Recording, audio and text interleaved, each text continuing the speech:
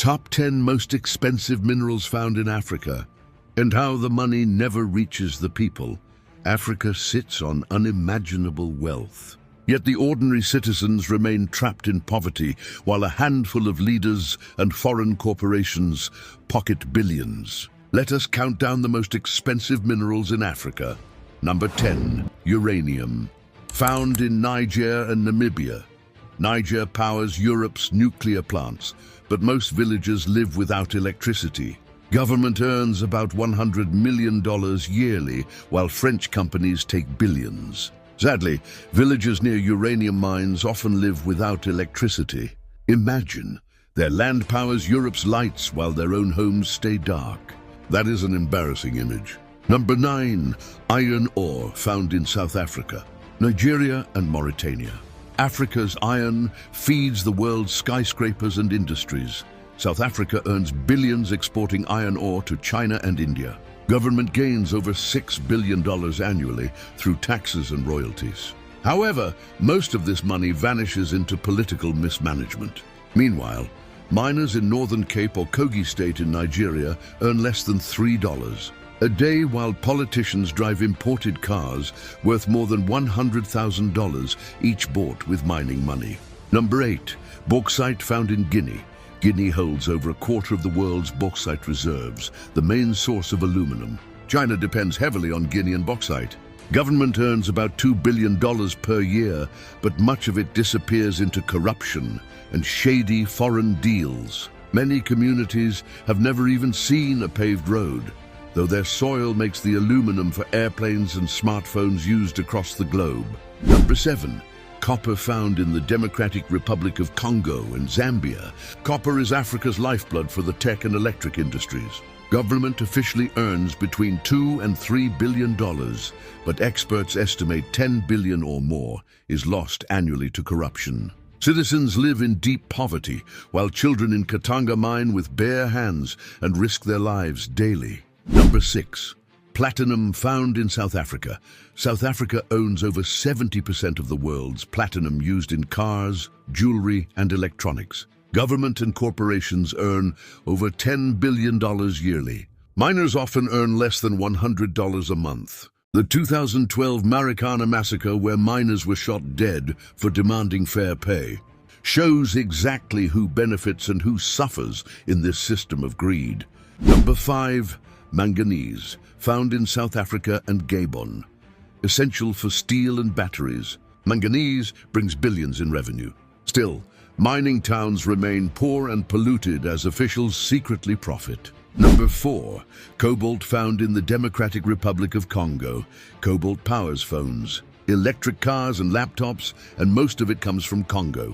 The DRC holds over 70% of the world's cobalt reserves. Government earns around $4 to $5 billion yearly, but nearly half disappears through bribery and offshore deals. Citizens, especially children, dig cobalt with bare hands in toxic pits for less than $2 a day, while global tech companies make hundreds of billions in profit. Number 3. Diamonds found in Botswana, South Africa, and Angola. Botswana's diamonds are among the purest in the world, and together with other African countries, they supply over 60% of global gems. Governments earn billions yearly from diamond exports, but corruption runs deep, especially in Angola and South Africa. In many diamond towns, people live in shacks beside billion-dollar mines. The diamonds sold as symbols of love are too often mined from lands filled with African tears. Number 2. Gold found in Ghana, South Africa, Mali and Sudan. Africa produces about a quarter of the world's gold, but most of the money never stays on the continent. Governments gain billions in taxes and royalties, yet over $20 billion worth of gold is smuggled out of Africa every year. Citizens see no improvement in their lives. In Ghana, miners drown in muddy pits while officials fly in private jets. In Mali and Sudan, armed groups control mines and fund wars with gold money while ordinary people struggle to eat. Before we reveal number 1, remember to like, share and follow for more eye-opening facts about Africa. Number 1. Rhodium found in South Africa. Rhodium. is the world's most expensive precious metal, worth up to $15,000 per ounce, sometimes more than 10 times the price of gold. South Africa produces nearly 80% of it. Government earns over $20 billion a year from rhodium exports, but the wealth concentrates in corporate and political hands. Citizens see nothing. The miners who dig rhodium cannot afford to send their children to school. Towns around the mines have no clean water, no clinics, and no hope. South Africa sits on riches so vast that every citizen could live comfortably, yet inequality keeps widening every year. Did you know that every car on Earth depends on one tiny region in Africa to even run legally? In the 1920s, geologists exploring South Africa's Bushveld region stumbled upon something extraordinary: dense metallic deposits unlike anything they'd seen before. What they discovered would change the world forever. This single geological formation contains 80% of all rhodium on the planet. Rhodium, a rare metal more valuable than gold. And here's the shocking part. After 1975, every single car manufactured requires rhodium from this exact location. It's the key ingredient in catalytic converters that clean exhaust emissions. Without South Africa's Bushveld complex, modern cars couldn't meet environmental standards anywhere in the world. No rhodium means no legal cars on any road, anywhere. The entire global automotive industry, worth trillions of dollars, depends entirely on this one African mine. Remove South Africa from the equation, and modern transportation simply stops existing. One region in Africa literally powers the world's movement. Did you know South Africa has produced more gold than any other country in history? Since the late 1800s, South Africa has mined around 50,000 tons of gold. That's nearly half of all the gold ever mined in the world. Now, imagine if you melted all that gold into one solid cube. It would be about 28 meters tall, wide, and deep, the size of a 9-story building made entirely of gold. At today's gold price, roughly $75 million per ton, that block would be worth over $3.7 trillion. Most of that gold came from the Witwatersrand Basin, discovered in 1886, the gold rush that built Johannesburg. South Africa's gold literally shaped its history, economy, and even its cities. So next time you see gold jewelry, remember, a lot of it probably came from deep under South African soil. Along these pans, or shallow depressions, a groundbreaking discovery is underway. Untapped hydrogen gas at the surface of the Earth. A team of researchers from the University of Pretoria made the discovery after several months of field data collection.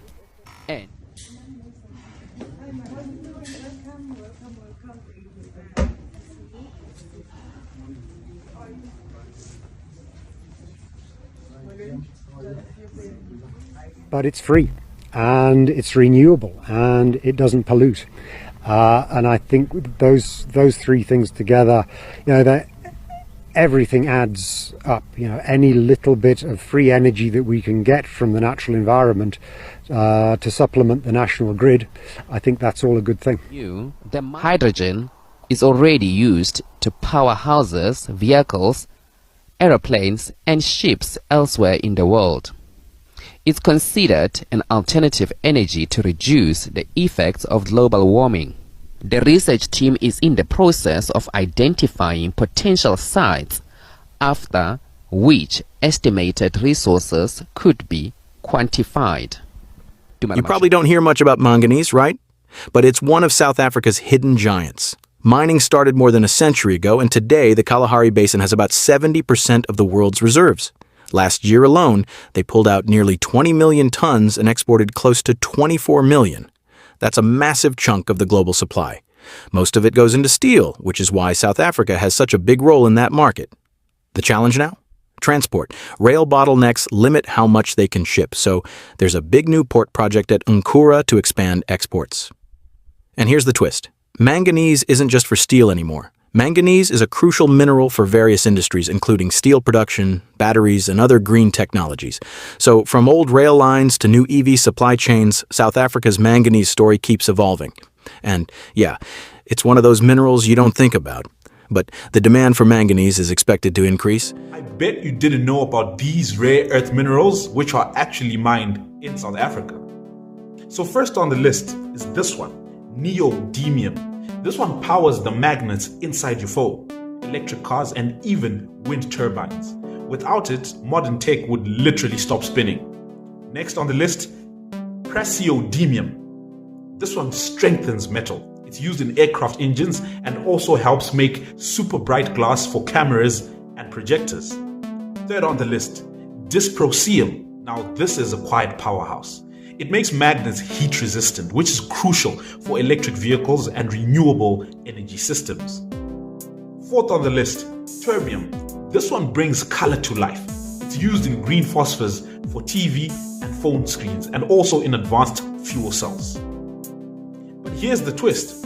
All of them come from monazite ore, the same ore that can also give us thorium. This is thorium, a potential clean nuclear fuel for the future. These minerals are rare, but they're behind almost everything we call modern technology. If you want to learn more about how Africa's resources are shaping the world, make sure you follow, because the next story might just surprise you even more. Did you know that a single mineral from South Africa makes steel 100 times stronger and is hidden inside every skyscraper and surgical instrument you see? That mineral is vanadium, and 75% of the world's reserves sit in South Africa's Bushveld complex. British colonial surveyors discovered these deposits in the early 1900s, but they had no idea what they'd found. Fast forward to apartheid, and black South Africans were forced into deadly underground mines to extract this precious metal. While they risked their lives in dangerous tunnels, all the profits flowed to white-owned companies and European markets. Take the Roven mine, one of the world's largest vanadium operations. Even today, colonial-era mining rights still determine who gets rich from this critical mineral. The same legal framework that exploited workers decades ago continues to shape who benefits. Every time you enter a modern building or hospital, you're surrounded by South African vanadium. But the people who risked everything to extract it rarely saw a cent of those massive profits. What you're looking at right now is the deepest gold mine on Earth. This is the Mponeng gold mine in South Africa, which has been in operation since 1986. Its main shaft plunges more than 3 miles underground. To put that into perspective, a truck hauling rock from the bottom takes at least 30 minutes to reach the surface. If you measured it in height, you could stack 10 Empire State Buildings inside this mine. But depth comes at a cost. Temperatures down here can soar to 140 degrees Fahrenheit year-round. To make it livable, the mine has to ship in about 6,000 tons of ice every single day, just to keep the tunnels below 86 degrees Fahrenheit so workers can survive and keep digging. Despite the extreme conditions, the mine produces an impressive 18,000 to 22,000 pounds of gold each year. On the surface, nearly 50 trucks and 50 excavators work around the clock to keep operations running. This isn't just the deepest gold mine in the world, it's also one of the most massive engineering undertakings humanity has ever attempted. Gold deposits worth billions have been found under Soweto and Mogale City. Gold that could transform entire communities. Gold that could rewrite the future of the economically excluded. But guess what? You are not on the beneficiaries list. Before we continue, remember this. When wealth is discovered under a community, the community is almost always the last to benefit. It's not accidental. It's a pattern older than Johannesburg itself. Pan-African Resources, a major mining company listed in London and Johannesburg, and West Wits Mining Limited, listed on the Australian Stock Exchange, have located massive new gold deposits in the Soweto-Mogale belt. For executives and shareholders, this discovery is a golden jackpot. But for residents, the jackpot becomes a risk zone. Let's be clear, this is not small gold. It's a commercially viable, high-value mineralization. Extraction will be mechanized and long-term. meaning the profit stream could run for decades.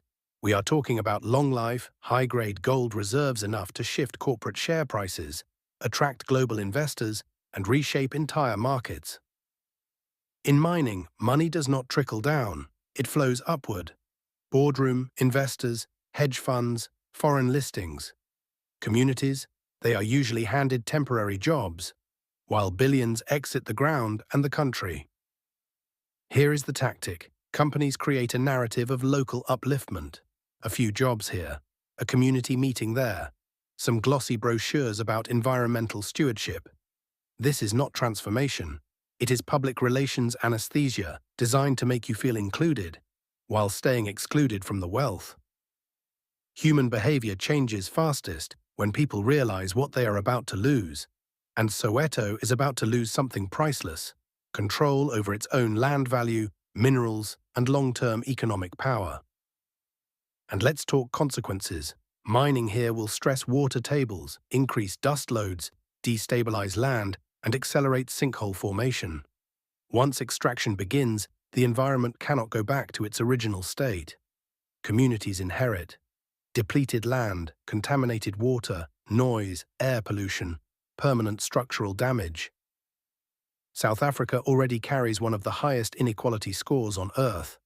Unregulated gold extraction in historically excluded areas intensifies that inequality, because whoever controls extraction controls the future.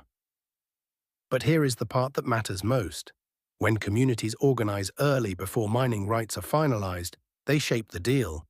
They can demand equity stakes, community ownership trusts, environmental guarantees, local procurement, infrastructure reinvestment in Soweto, Mogal, and surrounding areas, and real revenue sharing. Not crumbs, not job opportunities, actual power. Powerlessness is a learned condition. Communities adapt to exclusion because they have been psychologically conditioned to expect nothing. But anger without direction becomes smoke. Anger with the strategy becomes pressure. But this moment, this discovery, is a chance to break that pattern. The gold is real and awareness is not enough. Coordination is the key variable. Soweto does not need charity, Soweto needs equity.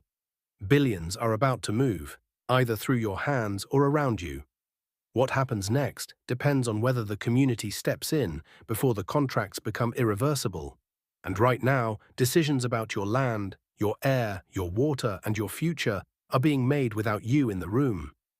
Imagine a Soweto where mining wealth builds schools, funds entrepreneurs, repairs infrastructure, and creates opportunities.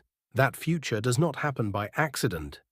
It occurs when a community sees the bigger picture, stands together, and demands accountability. This video is not funded, sponsored, or influenced. It's for communities that deserve transparency and economic justice. South Africa sits on the richest mineral deposits on Earth. Gold, platinum, diamonds, manganese. Enough wealth to build a nation 10 times over. So why are the people who dig it out still living in shacks? Day 14. Today we look at mining. Not the glossy advertisements. Not the responsible mining reports. The real story. Who digs, who dines, and who dies. The Kimberley Diamond Rush in 1867. The Witwatersrand Gold Stampede in 1886. These events didn't just pull South Africa into the global economy. They planted the seeds of the exploitation system we still live with today. Let's start with the numbers. Because the industry loves numbers. They tell you how much they contribute, but they leave out the rest. In 2024, the mining industry paid our $195 billion in wages. That's 5% of all salaries in South Africa. It supported an estimated 1.9 million people through direct employment, assuming 4 people per household. The industry contributed our $342 million to the fiscus, our $193 billion in capital investment. For every our $10 million of output, about 8 formal jobs are supported across the economy. Women now make up 19% of the full-time mining workforce. Progress, they say. But progress from where? From near zero? Now let's talk about what they don't put in the annual reports. Wages. The average general mine worker in South Africa earns are 91.08 per hour. That's about $4.96. In the United States, the lowest paid miner earns $16.21 per hour, more than triple. The weighted mean wage for low-skilled categories in the U.S. is $16.21. In South Africa, it's 30% of that. The wage gap is completely unjustifiable. Researchers say the mine wage scale model used in South Africa is outdated and derives from apartheid practices. It's time to adapt to global best practice, they say. But wages are only part of it. What about where miners live? The Benchmarks Foundation conducted research. Their findings? Most mines are surrounded by informal settlements, squatter camps, and the mining companies are failing to provide proper housing as required by law. Researcher David Van Wyk says, South African mines are surrounded by squatter camps due to their failure to provide proper, dignified housing for their employees. He points to Marikana, where companies have ignored calls to improve housing for years. The Mining Affected Communities United in Action, MACUA, says their research shows up to 70% of mines have failed to meet legally binding social and labor plan commitments on housing and living conditions. Sabelo Mnguni, MACUA's national coordinator, puts it bluntly. The failure of mining companies to provide proper, dignified housing for workers is a direct result of weak enforcement, combined with corporate cost-cutting that prioritizes profits over people. To understand why this happens, we have to go back. Way back. The migrant labor system wasn't an accident. It was designed. Black miners were brought from across southern Africa, housed in cramped compounds, paid bare minimum, sent home when they were sick or old. No families. No community. No life beyond the mine. That system didn't die in 1994. It evolved. The compounds became hostels. The hostels became informal settlements. But the logic remained the same. Workers are temporary, disposable, replaceable. Historian Colin Bundy wrote about the Bantustans as launch platforms for migrancy and dumping grounds. The mines needed labor, but not people. Not families. Not communities. Just hands. Now let's talk about ownership. Because who owns the mine determines who benefits from the wealth. Before 1994, the mining industry was dominated by 6 massive mining houses. Rand Mines, Johannesburg Consolidated Investment Company, Anglo American, Gold Fields, Union Corporation, and General Mining. Their head offices were in Johannesburg. Their primary listings were on the JSE. These corporations controlled not just mining, but banking, services, agriculture. They were the economy, and they were white-owned. After 1994, white South Africans lost political power. But they maintained economic power, almost complete control over large and medium-sized businesses. Today, foreign-owned companies still play an important role in mining. Whose interests prevail, national or global? Who is the main beneficiary? The people of South Africa or multinational corporations?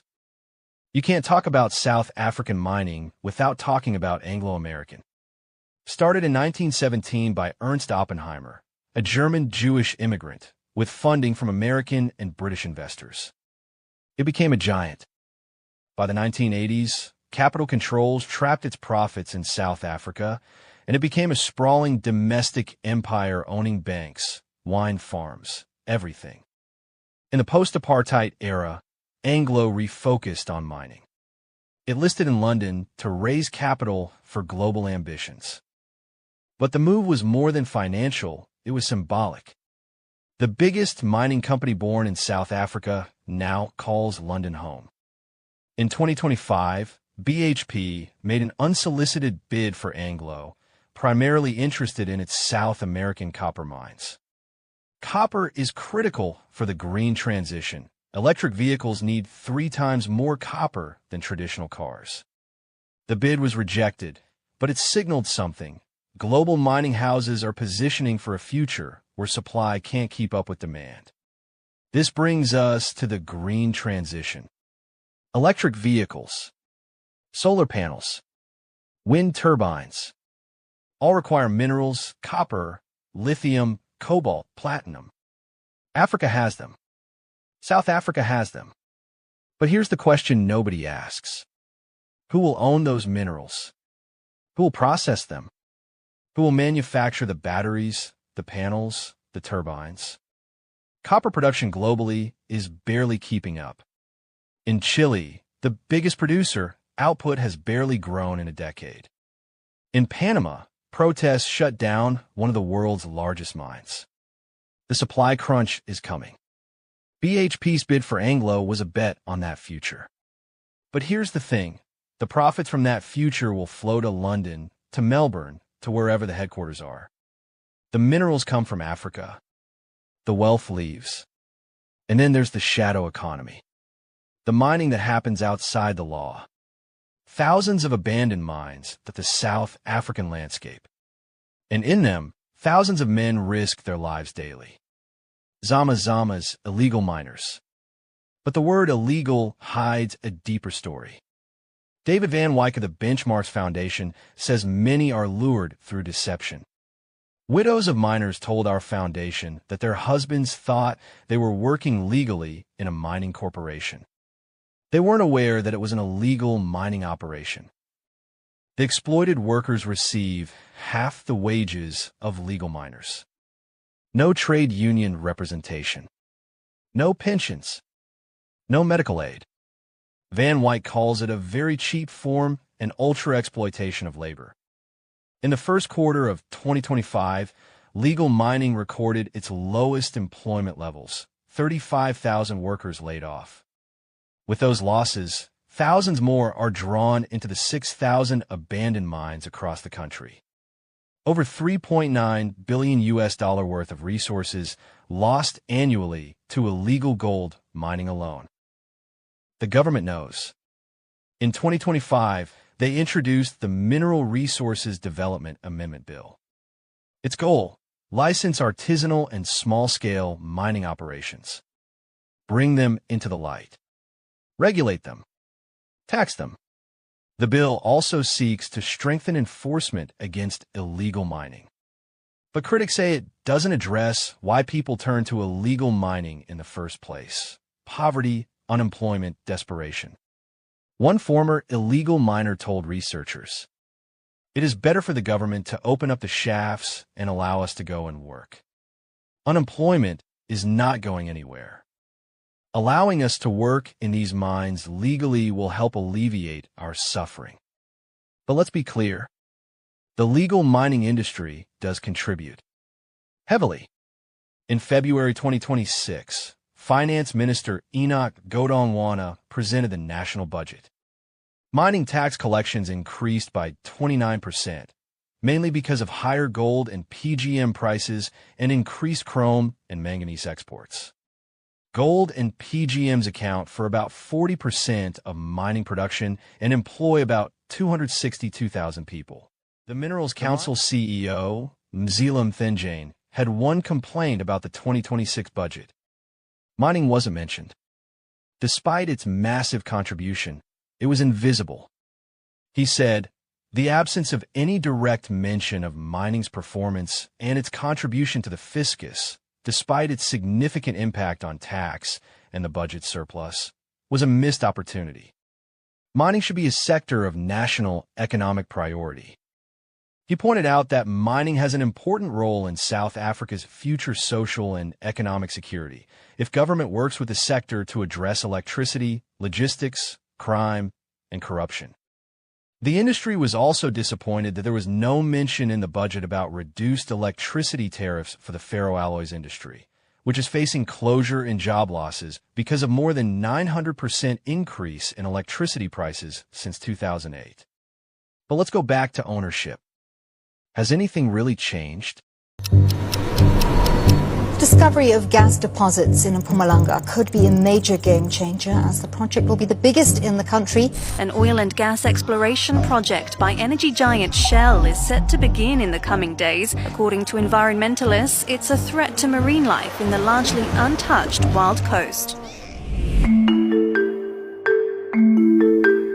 Oil has been discovered in South Africa. The country has been presented with a new opportunity through recent energy explorations, revealing significant oil and gas discoveries. The most notable discovery was the Brulpadda Field, which is discovered by Total Energies in 2019. The Brulpadda Field is located here, about 175 kilometers off the southern coast of South Africa.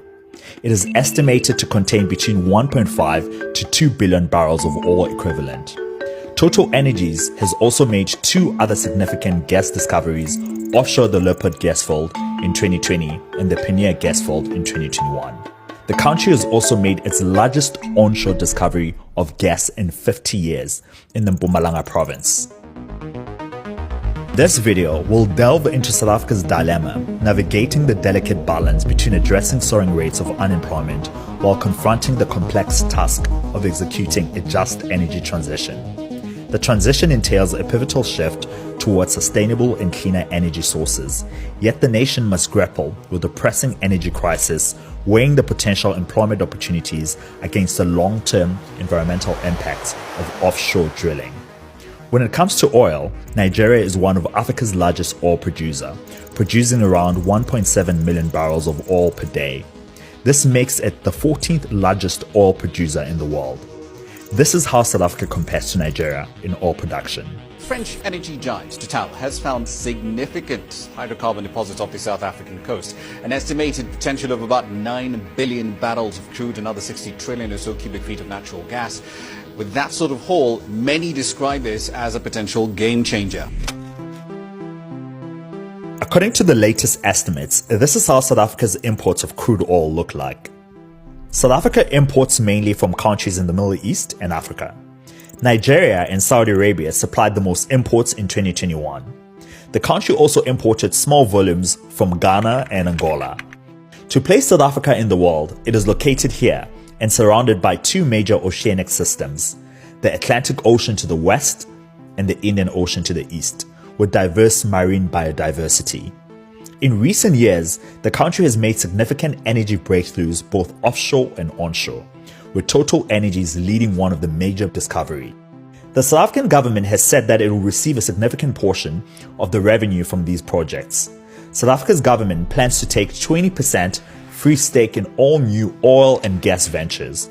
The government will also receive royalties and taxes from oil and gas production. Total Energies is the operator of the offshore block with a 45% working interest, alongside Qatar Petroleum with 25%, CNR International with 20%, and Main Street with 10%. Africa Energy holds about 49% of shares in Main Street. The partnership agreement also includes plans to drill up to 4 additional exploration wells in the block. Prior to the Brulpadda discovery, Total Energies had drilled 2 exploration wells on Block 11B, 12B in 2013 and 2016. Offshore exploration is regulated and performed only in government licensed areas, following strict guidelines using a process called offshore seismic surveying. The process uses compressed air released into water to create sound waves that penetrate deep into the subsurface rock at the bottom of the ocean, to give animals that may be sensitive to the sound time to leave the area. Detailed 3-dimensional maps are produced. These provide engineers the information they need to create production plans. There are reports that show that there's a delay in South Africa issuing seismic survey permits, with over 5,000 pending mining, prospecting and permit applications. In comparison, Botswana processes mining licenses in 40 days, whereas South Africa takes around 350 days. It is important to note that the Brulpadda Field is still in the early stages, and it is not yet clear how much oil will actually be produced. However, the potential for this discovery is said to be enormous and could have a major impact on South Africa's economy. If a discovery takes place offshore, what prevents any other nation from claiming the newfound oil reserves, considering they're just in the open sea?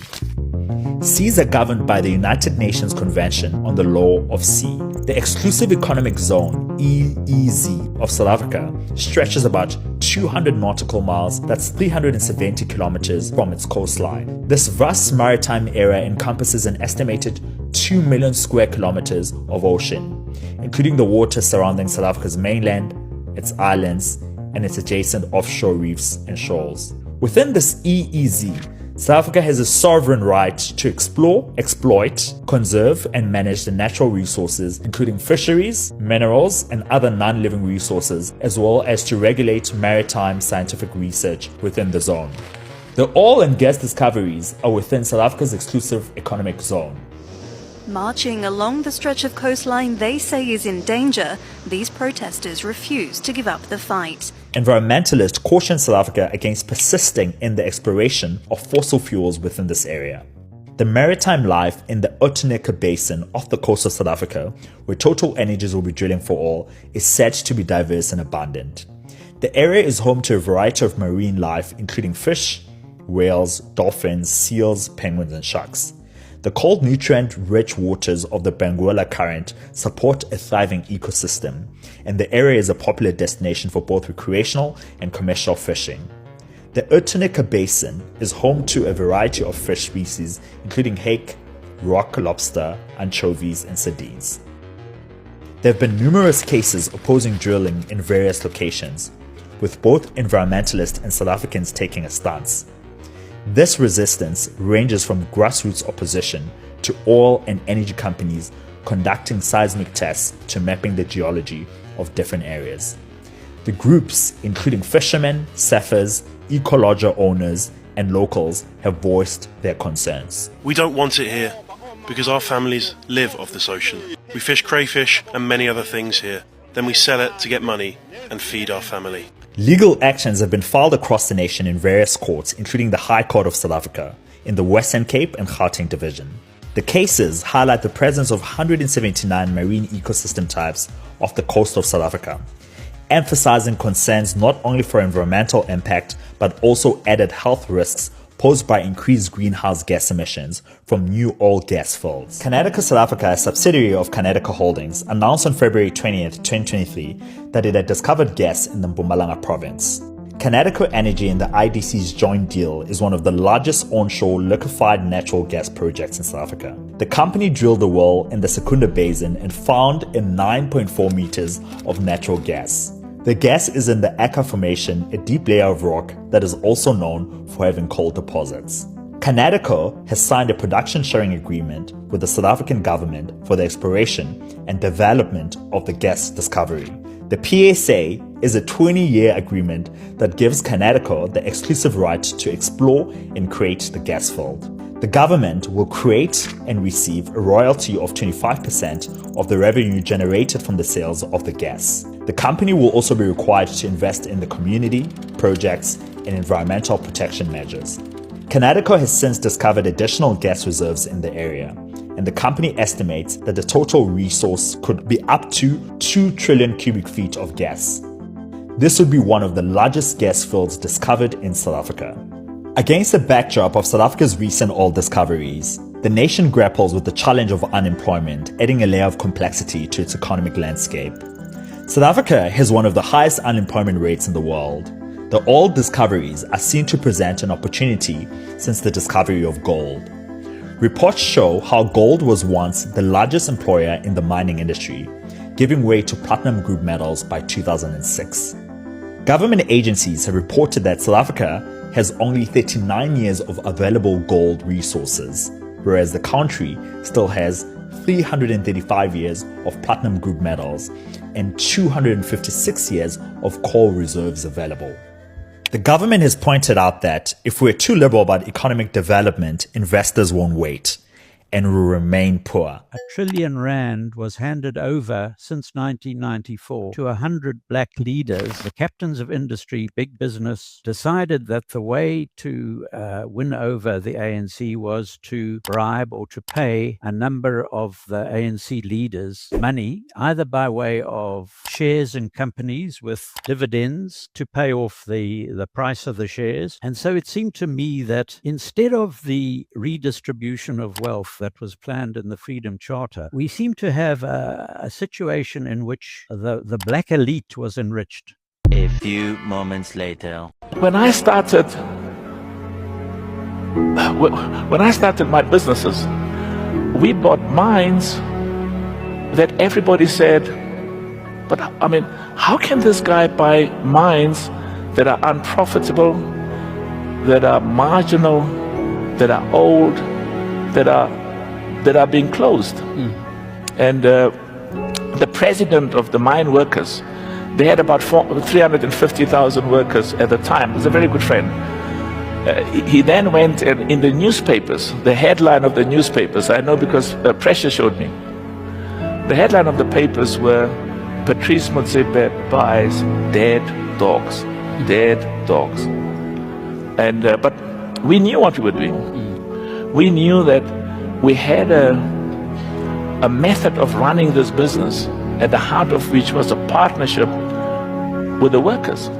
And we could not pay them what the big mining companies were paying them. We were paying them a little bit less, but we guaranteed them, assured them that based on profitability, they would share in the profits and they would make more money than what they earned previously. So mining is not gold mining. We're number one in platinum, PGMs, platinum group metals. We're number one by far. We actually hold 73% of known deposits. We're number one in manganese. We host more than 70 of known deposits. We're very high up with chromium. We're very high up with coal. We're very high up with vanadium. You can list the others. Yeah. With the exploration fund, we're likely to make new discoveries on a number of critical minerals. And when people ask me what are critical minerals, I said, every mineral is critical. It depends where you are. If you're in America, any mineral that impacts on defense is critical. If you go to China, anything that impacts on technology is critical. If you go to EU, anything that goes to green economy is critical. If you come to us, we look at export earnings, we look at employment creation, and we look at your contribution in the GDP, and we make that critical. That's why we're having our own definition of critical minerals. There's no universal definition. That is the state of mining. We've produced this year, you can get it for yourself, a book on the state of mining in the country. We've studied 21 minerals, and we can classify each one of them in the world and in the continent. And I think most importantly, Minister, when you speak about what is critical in terms of what we have as resources in the country, many South Africans would want to know how we ensure that communities are benefiting from some of these minerals that exist within their communities. In the law, minerals below the surface of the soil do not belong to those chiefs and those communities. They belong to the state on behalf of people as a whole. So that means I'm from Kala. There's no mineral there. There's no mineral there. But I'm from there. I make a contribution in mining. When I came to mining, for example, I was 19 years old. The first job was in a gold mine. I couldn't put my hand on a platinum certificate with my matric certificate, precisely because it was reserved for a scheduled person. That's why the current debate on BEE is so awkward for black South Africans. We were not regarded as humans at the time. They were not regarded as employees. They were not regarded as people who could participate in the economic activity. They were used as machines. That is where the term that says people are the most important. Watch this. So 30 years ago, this was the most inspiring country in the world. It had everything going for it. Natural resources, incredible geography, and the most celebrated leader on the planet. But today, it's one of the most dangerous, corrupt, and dysfunctional countries in the world. I'm talking about South Africa, a nation that has somehow gotten worse since the great Nelson Mandela overthrew the apartheid system that once ruled it. So how did it all go wrong? It comes down to 3 mistakes which America and the rest of the world can learn from. Number 1, the collapse of law and order. South Africa is today one of the murder capitals of the world, averaging over 70 a day. For perspective, Italy has a similar size population and averages about 1. The number 2 big mistake, prioritizing race over merit. The government basically replaced a system that discriminated against blacks with one that discriminates against whites. Businesses that were owned by whites or had too many white employees would lose contracts, financing, and jobs. So a lot of the skilled workforce left the country. Mistake number 3, government corruption. After Mandela left office, his ANC party just looted the country for the next 3 decades. The unemployment rate now stands at over 30%. It's over 60% for young workers, and its GDP per capita is lower today than during the 2008 financial crisis. So while Mandela led one of the most incredible political movements in history, it only took a single generation for his successors to tear it all apart. How else can you describe a country? How else can you describe a people? I think the problem starts with hate. I think that's where the problem starts from, in my opinion. Black people generally hate each other. That is why some certain group do not want to see the other group. People in this country do not want to see the other people in the other country. You know, this tribe do not want to see this tribe. Everybody hate each other. If a particular tribe is in leadership and the next government is going to be from the other tribe, the previous ones who are in the office will make sure that they loot everything they can just to frustrate the next government. Security-wise, they will make sure that they destabilize the country just to frustrate the other government. The hate among black people is enormous. The hate among Africans is enormous. I can tell you this, it can never be overemphasized because we are living in it. And there is no solution. Trust me, there is no solution. Thank you for watching. A few moments later. So the person that was arrested by the police this morning was trying to bribe the MEC, and unfortunately he had more than 3,000 in him, but he can only bribe with 190. So you can see the insults that are given to our officials all the time. The Middle East is fucked. We should know. We fucked it. 6 of the 10 fastest growing economies are in sub-Saharan Africa. Countries rich in mineral wealth. Coltan for our computers, cobalt for our batteries, phosphates for our agriculture, nuclear ore for our power. These are the things, gentlemen, that the wars of the next 20, 30 years will be fought over. A huge deposit of cobalt was discovered in Mali just over 2 years ago. Back then, we approached the Malian government about mining rights. They told us that those rights were going to the Chinese. So we set about to create the conditions to make sure that wouldn't happen. Just last week, one of our Australian subsidiaries, thank you, Lachlan, secured those rights. Our pilot project in Mali hit a few bumps, but I'm delighted to report that it worked. And if it can work there, there's no reason it can't work in other mineral-rich countries across Africa. We create the chaos, and then we move in and capitalize on that chaos. We're looking at the long term here, gentlemen. rates of return that will make Iraq and Afghanistan look like chicken feed.